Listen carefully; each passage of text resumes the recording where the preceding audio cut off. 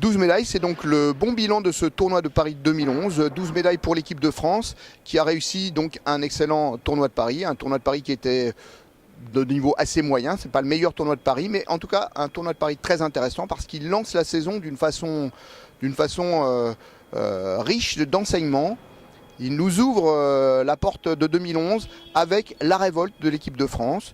On a eu une saison 2010 qui était consacrée aux Japonais. Les Japonais ont emporté le championnat du monde, ont dominé la saison. Allait-il continuer sur leur lancée? Eh bien, le tournoi de Paris 2011 démontre, ou en tout cas laisse à penser que peut-être ce sera la France qui va être le challenger principal, notamment du côté des filles qui font 4 médailles d'or. C'est l'enseignement principal de ce tournoi de Paris. 4 médailles donc pour les féminines, avec les jeunes Autonne Pavia et Audrey Cheméo, ce qui est très intéressant car ce sont leurs premières grandes performances internationales, en tout cas leur premier tournoi de Paris. Et Lucie Descosses et Gévrise Eman qui montrent le mouvement, les anciennes, les expérimentées. Donc on a une équipe de France qui est en train de se constituer avec beaucoup de concurrence, une dynamique, et cette dynamique est très intéressante. Enfin, je conclurai en disant que cette équipe de France, filles et garçons, même si les garçons ont un petit peu plus de mal à suivre ce mouvement, en tout cas filles et garçons ont des leaders exceptionnels avec Lucie Descosses chez les filles, Teddy Riner chez les garçons, Teddy Riner qui a fait pleurer littéralement son adversaire Kamikawa en finale et après. Deux leaders donc qui sont les meilleurs du monde et ça c'est de très bon augure pour les championnats du monde 2011. Si ce tournoi de Paris n'a peut-être pas été le plus grand de ces dernières années en termes de niveau de participation, il manquait quelques pointures, en tout cas il a battu un record, c'est celui de la participation avec énormément de nations représentées et notamment des petites nations. Anthony, effectivement beaucoup de monde à ce tournoi de Paris. Oui, beaucoup de monde à tel point que l'organisation nous a informé le vendredi soir que la compétition commencerait à 9 h plutôt qu'à 10 h. Et je ne sais pas si vous vous souvenez, il y a quelques numéros de l'Esprit du Judo, nous avions fait un sujet au Burkina Faso, à Ouagadougou et à Bobo-Dioulasso. C'était en 2009 et par la suite, nous étions restés en contact avec les athlètes de ces pays qui nous avaient informé à chaque grande échéance qu'ils ne pouvaient pas partir, ils en étaient informés la veille du départ, qu'ils n'avaient pas le budget pour partir. Du coup, pendant 1 an et demi, on ne les a plus vus sur les grands championnats.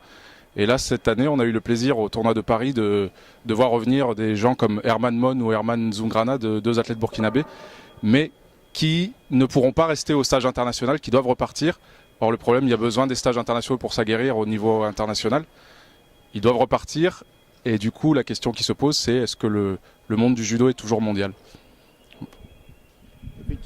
Effectivement, un monde peut-être à 2 vitesses, on s'en rend mieux compte aujourd'hui avec du très haut niveau, une présence des meilleurs, mais aussi là la tentative des petits pays de s'accrocher. On a vu effectivement beaucoup d'Africains, beaucoup d'Amérique du Sud, ils y reviennent dans les grands tournois, ils sont revenus au tournoi de Paris, mais ils ont du mal financièrement. En tout cas, nous on a 2 grands leaders. Olivier, tu voulais nous parler de Lucie et de Teddy ? Ouais, je pense que simplement, moi, vous donner un retour de l'ambiance. On a essayé de le faire par les vidéos et nos petites pastilles tout le week-end. De l'ambiance qu'il y a eu ici à Bercy. Évidemment, Teddy et Lucie Descosses ont fait frissonner le public, donc ça c'est formidable. 2 champions emblématiques ont fait frissonner Bercy, évidemment.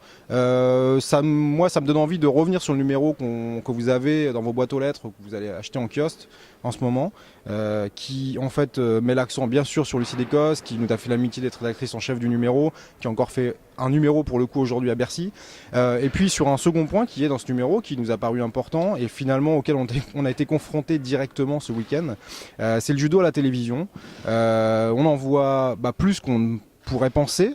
Ceci étant, on peut encore être désolé en tant qu'amateur de judo, comme vous, nous tous on l'est, que par exemple hier Canal+ ait décidé de ne pas passer les finales de certains Français pour laisser la place à un match de football anglais.